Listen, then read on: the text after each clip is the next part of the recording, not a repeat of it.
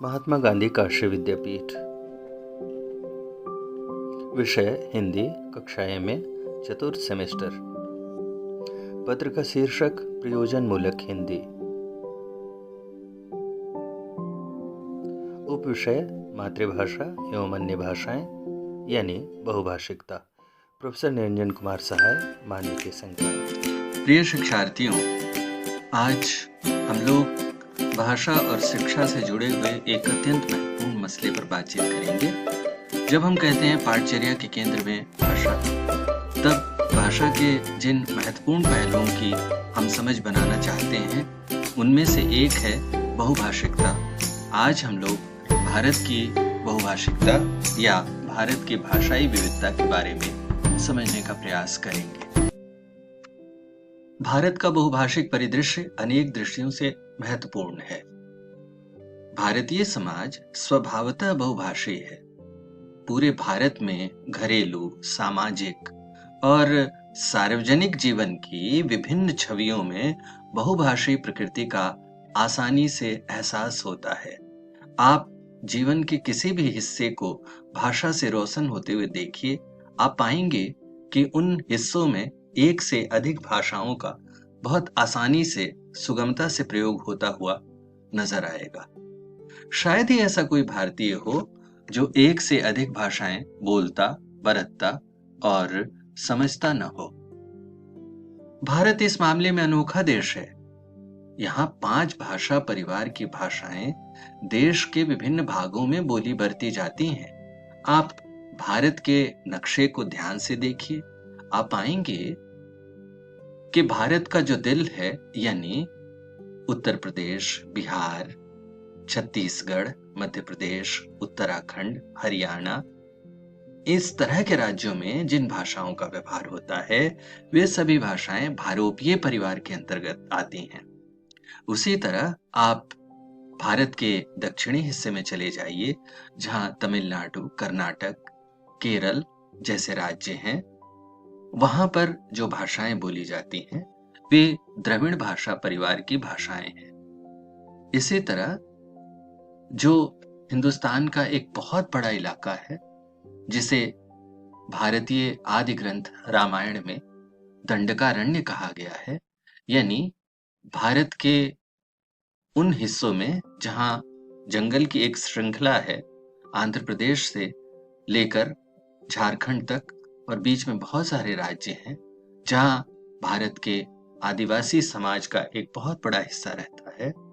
उस इलाके में जो भाषा बोली जाती है, जिसमें अनेक राज्य शामिल हैं, उन भाषाओं को, उन आदिवासी भाषाओं को हम इंडो आस्ट्रिक परिवार के अंतर्गत रख सकते हैं। भारत के सिर की तरफ जाइए, मुकुट की तरफ, जिस तरफ हिमालय है, तो आप पाएंगे कि वहां पूर्वोत्तर के राज्यों में जो भाषाएं बोली बरती जाती हैं, वे तिब्बती चीनी परिवार की भाषाएं हैं। और सुदूर दक्षिण के ओर जाने के बाद फिर समुद्र को भी लांग जाइए और द्वीपों का एक समूह दिखाई पड़ता है उस इलाके में, जिसे हम अंडमान निकोबार द्वीप समूह कहते हैं। वहां पर जो भाषाएं बोली बरती जाती हैं, वे भाषाएं अंडमानी भाषा परिवार की भाषाएं हैं। जरा सोचिए, एक ऐसा अनोखा देश जहां इतने तरह की भाषाएं बोली बरती जाती हो, उस देश की भाषाई विविधता का अंदाजा इस अर्थ में हम कैसे लगाएं? आज हम लोग इसी विषय पर बात कर रहे हैं। प्रायः पश्चिम के जो देश हैं, उन देशों में एक भाषाई समाजों की परिकल्पनाएं नजर आती हैं, लेकिन भारत भाषाओं के मामले में अनोखा देश है। जिस देश में इतनी भाषाएं बोली बरती जाती हो, वहां बहुभाषिक स्थितियों की मौजूदगी नितांत स्वाभाविक है। आइए इसे और गहराई से समझने का प्रयास करें।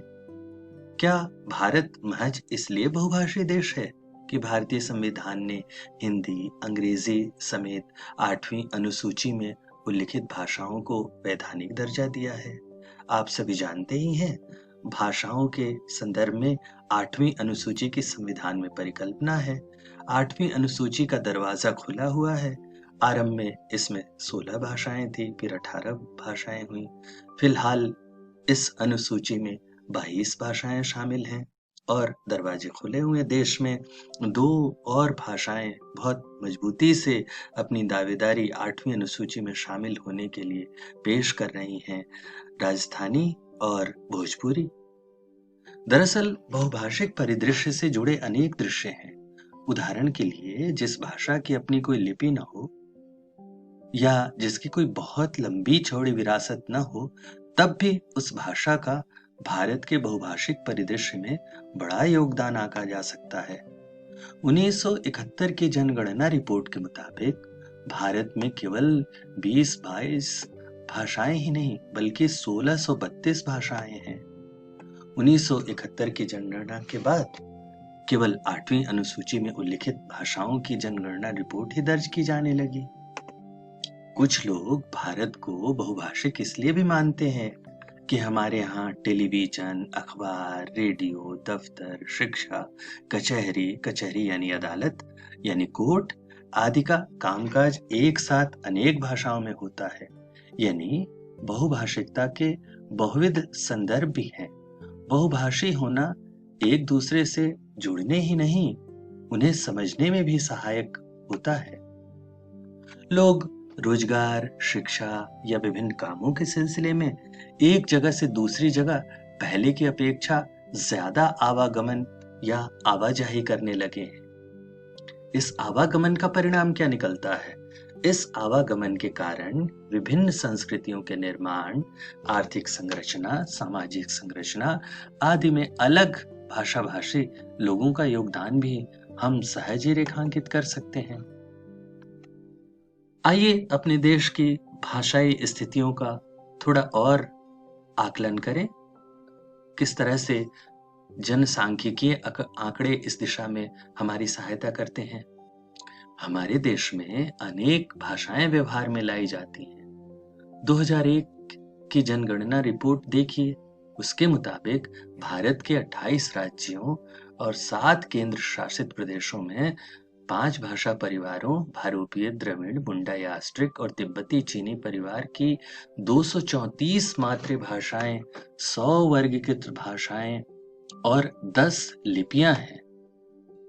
ऐसे बहुभाषिक देश में निश्चित तौर पर भाषा का सवाल बेहद अहम और उलझा हुआ है।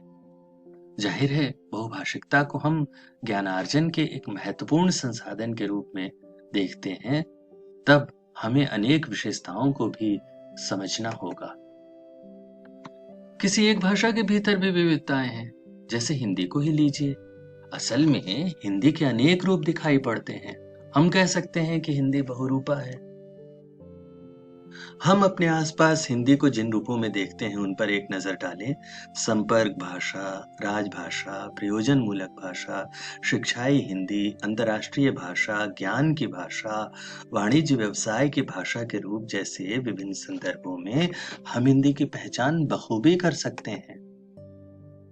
हिंदी अन्य भारतीय भाषाओं के संपर्क में विभिन्न रूपों में विकसित हुई, जो एक अर्थ में जनतांत्रिक विकास की विशिष्ट कसौटी भी कही जा सकती है। गुजराती के संपर्क में हिंदी का रूप अलग ढंग से निखरता है। दूसरी तरफ बांग्ला, असमिया, उड़िया के संपर्क में विकसित होने वाली हिंदी का स्वरूप अलग है। तो पंजाबी, डोगरी जैसी पश्चिमोत्तर भाषाओं के संपर्क की हिंदी का रूप अन्य ढंग से विशिष्ट है। द्रविड़ भाषाओं को देखिए। द्रविड़ भाषाओं के संपर्क में जो हिंदी बनी उसका भी रूप हम लोग समझने का प्रयास करें। दक्षिण भाषाओं जैसे तेलुगु के संपर्क की हिंदी और सुदूर पश्चिम की मराठी, कोंकणी के संपर्क की हिंदी का रूप अलग तरह की सुंदरता धारण किए हुए। कुल मिलाकर हिंदी के मोटे तौर पर 4 या 5 रूप ऐसे हैं जो अन्य भारतीय भाषाओं के संपर्क से वजूद में आए। इसे ज्यादा आसानी से समझने की कोशिश करें। जैसे मान लीजिए कि एक प्रदेश है गुजरात और एक प्रदेश है राजस्थान। तो राजस्थान और गुजरात का जो सीमावर्ती इलाका है, यानी वह इलाका जहां से दोनों राज्य बढ़ते हैं भौगोलिक रूप से, तो अब आप देखेंगे कि राजस्थान का वह इलाका जो गुजरात के नजदीक है, वहां पर गुजराती प्रभाव वाली हिंदी प्रयोग में लाई जाती है और उस हिंदी का स्वरूप बनारस में बोली जाने वाली या पटना में बोली जाने वाली हिंदी से बिल्कुल अलग है। जरा सोचिए, आप कितनी भाषाओं में बात कर सकते हैं? संभव है आप हिंदी, भोजपुरी, अंग्रेजी, बांग्ला जैसी भाषाओं में अपने भाव प्रकट करती हों। यह भी संभव है कि आप अनेक ऐसे गाने गाते हों या गाती हों जिनमें सहज ही भोजपुरी, बांग्ला, पंजाबी, गुजराती, मराठी या अन्य भाषाओं के शब्द बड़ी सहजता से आ जाते हों। याद कीजिए उस पुराने गाने को। अंग्रेजी में बोले तो आई लव यू, गुजराती में बोले तो प्रेम करूँ छू। यानी आप गाने के सिलसिले में अनेक भाषाओं का प्रयोग सहजता से करते हैं। यानी आप स्वभावतः बहुभाषिक हैं। दरअसल बहुभाषिकता हमारी कमजोरी नहीं, ताकत है। दरअसल बहुभाषिकता की जो ताकत है उसे शिक्षण शास्त्रीय दृष्टि से बेहतर उपयोग करने में हम सफल हो सकते हैं। ज्ञान की पारंपरिक समझ के मुताबिक भाषा के दो ही वर्ग हैं।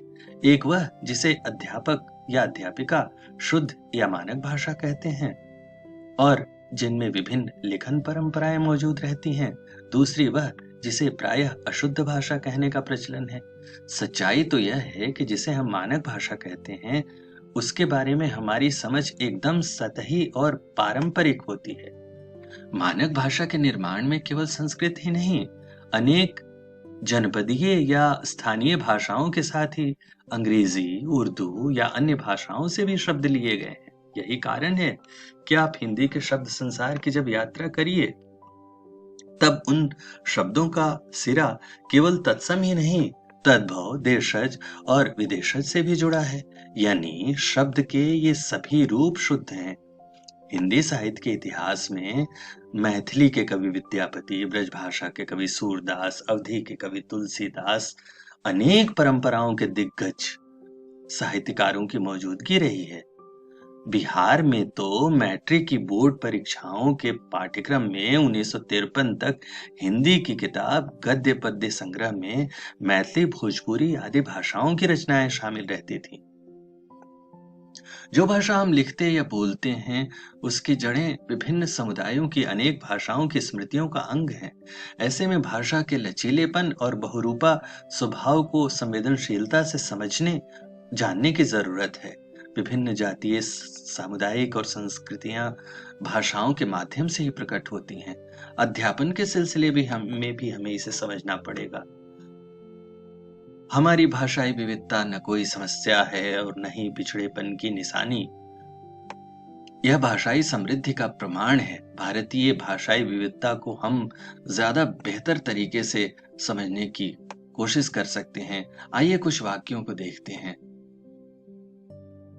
मुझे रसगुल्ला अच्छा लगता है हिंदी में, भोजपुरी में हमरा रसगुल्ला निमन लागेला, हूँ रसगुल्ला पसंद करूँ छो गुजराती में, या फिर ननगे रसगुल्ला बहाल्ला इस्ता कन्नड़ में। यदि इन अभिव्यक्तियों पर गौर करें तो हम समझ सकते हैं कि इन भाषाओं में संरचनागत समानता दिखाई पड़ती है। हो सकता है कि कुछ भाषाओं में संरचनागत समानता न दिखाई पड़े, लेकिन असल बात है कि भाषाई विविधता अभिव्यक्ति की विविधता और सृजनात्मकता के द्वार खोलती है। आपने देखा होगा कि कक्षाओं में बच्चे या बच्चियां विभिन्न तरह की भाषाओं का प्रयोग करते हैं। एनसीईआरटी के भारतीय भाषाओं का शिक्षण पत्र अनेक शोधों का उल्लेख करता है और बताता है बहुभाषिक समाजों में संप्रेषण को बाधित करने के बजाय सहायता ही प्रदान हुई है बहुभाषिक स्थितियों से। अनुशंसा करती है आधार पत्र। हमारी शिक्षा व्यवस्था को दबाने की बजाय बनाए रखने और प्रोत्साहित करने का भरपूर प्रयास करना चाहिए। हमारी शिक्षा व्यवस्था ने हमारे समाज की सबसे बड़ी विशेषता, खासियत बहुभाषिकतावाद से मिलने आ रहे फायदे को दबाने या कमजोर करने का काम किया है। यानी बहुभाषिकता के संदर्भ में हमें बहुत सारे संदर्भों को समझने की जरूरत है। दो भाषाएं बोलने बरतने वाले लोग अपने बेहतर ढंग से न सिर्फ अपनी बौद्धिक क्षमता का इस्तेमाल करते हैं बल्कि वे समाज में सहनशीलता जैसे गुणों का भी विकास करते हैं। यानी बहुभाषिक बहुभाषी बच्चे विविध सोच में बहुत अच्छा प्रदर्शन करते हैं। तो यह भारत का बहुभाषिक परिदृश्य है जिसे विस्तार से समझने और व्याख्यायित करने की जरूरत है, उसके स्वरूप को भी, उसके संवैधानिक स्थितियों को भी, साथ ही उसके शिक्षण शास्त्रीय उपयोग के विविध संदर्भों को भी।